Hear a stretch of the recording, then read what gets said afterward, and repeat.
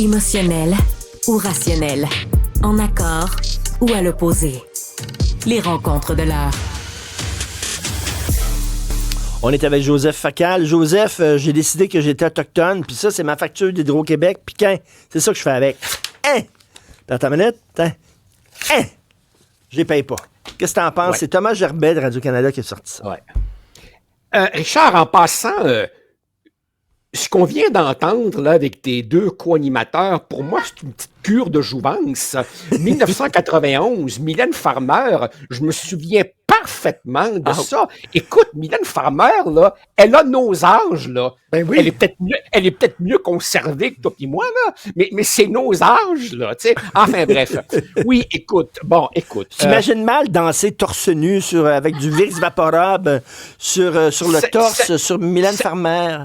Cesse d'imaginer cette vision d'horreur, c'est Apocalypse Now si tu me voyais danser, là, tu sais. Okay. Non, écoute, alors Thomas Gerbet commence à nous habituer à lâcher comme ça des bombes. Celle-là est absolument spectaculaire, hein? 250 millions de factures impayées sur 30 ans. Pas partout, n'est-ce pas? Essentiellement des Cris et des Inuits, là où, évidemment, Hydro-Québec a des installations importantes. Ça coûte des dizaines de milliers de dollars par foyer, des conseils de bande au complet qui ne payent pas depuis des années parce qu'ils savent très bien qu'Hydro-Québec ne viendra pas leur couper le service. Alors évidemment, je ressens comme toi, comme tous ceux qui nous écoutent, un terrible sentiment d'iniquité et de frustration parce que tu sais bien que nous, on se ferait couper et vite à part de ça. En plus, quelque part, Richard, je me sens floué parce que les Cris, ils en ont fait de l'argent avec Hydro-Québec. Ben oui. On se reparlera de la paix des braves et de tous les deals qu'il y a eu entre eux et le gouvernement du Québec. C'est pas vrai que c'est la misère noire là-bas, puis qu'ils n'ont pas les moyens, puis bon, tu sais. Cela dit, Richard, les gérants d'estrade que nous sommes, en tout cas, chez moi, je me garde une petite gêne et j'ai un élan de sympathie envers ceux qui nous gouvernent en ce moment, et notamment le ministre des Affaires autochtones, M. Lafrenière et d'autres, parce qu'à la question « Et vous, les SMAT, à notre place, vous feriez quoi? » Appliquer la loi? Appliquer la loi?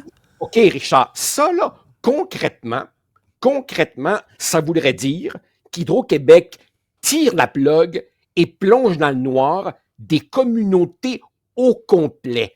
Imagine le tollé à travers le monde. Ben oui, mais ils ne payent pas.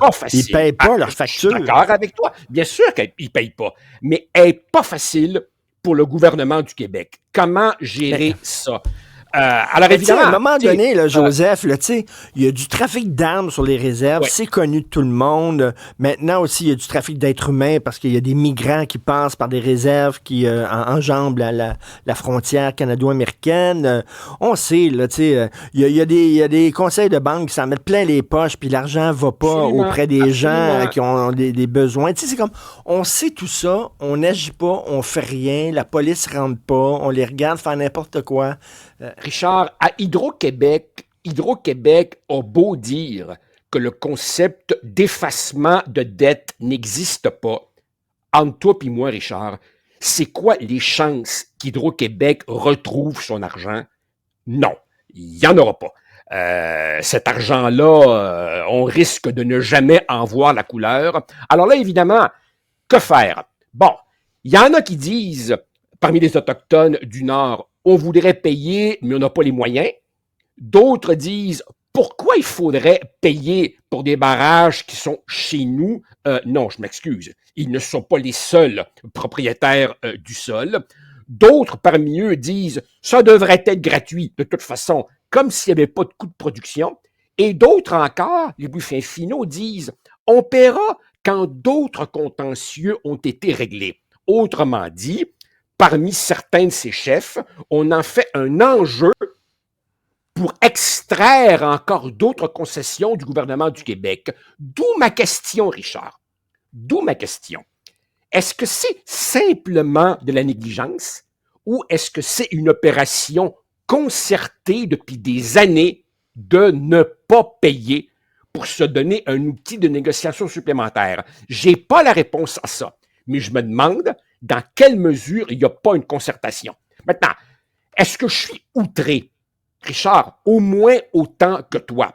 Maintenant, concrètement, est-ce que tu vois la SQ débarquer là-dedans avec les inspecteurs d'Hydro-Québec pour plonger dans le noir des communautés? Laisse-moi, ça va te surprendre, là.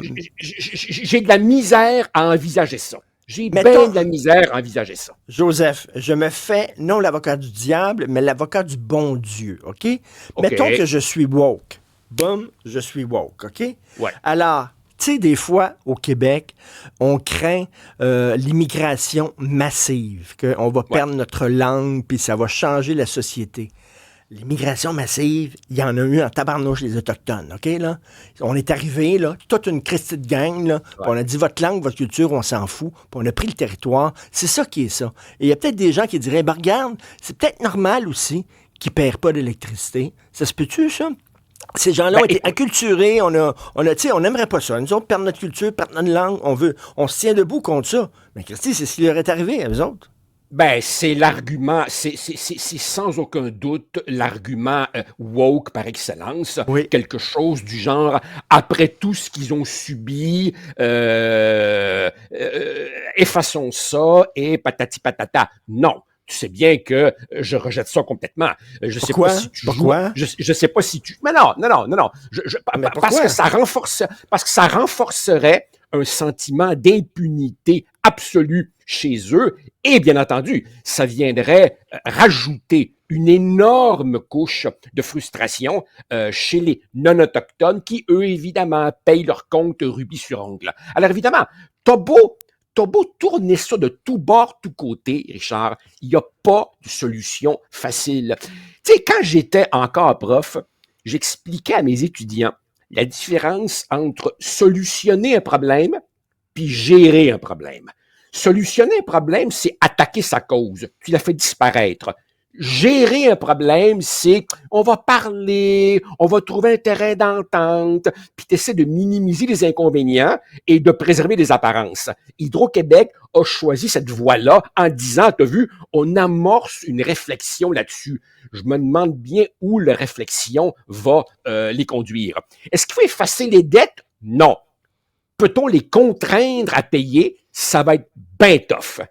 Est-ce qu'on va tirer la plug de communautés entières? Alors qu'évidemment, je sais, tu vas me dire, on n'hésiterait pas à le faire dans nos résidences si on était de mauvais payeurs.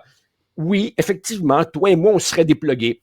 Est-ce que c'est ça qui va arriver dans des communautés entières? Non.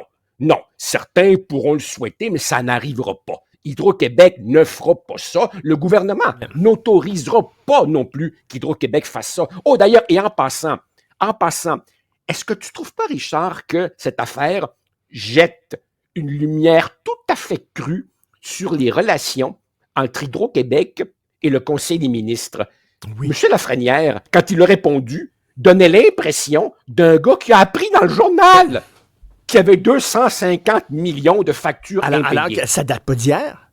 Ça fait 30 ans. On revient à dire que Hydro-Québec, c'est l'État dans l'État et les positions qui demandent un peu plus de transparence de la part d'Hydro-Québec, surtout aujourd'hui où on se pose des questions justement sur la mission fondamentale d'Hydro-Québec. On est en train de tout changer, peut-être ouvrir la porte au privé.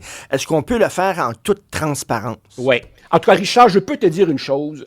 Mes longues années en politique m'ont enseigné à la dure qu'entre ce qui est souhaitable, entre les principes, puis ce qui est faisable, il y a souvent une énorme marge.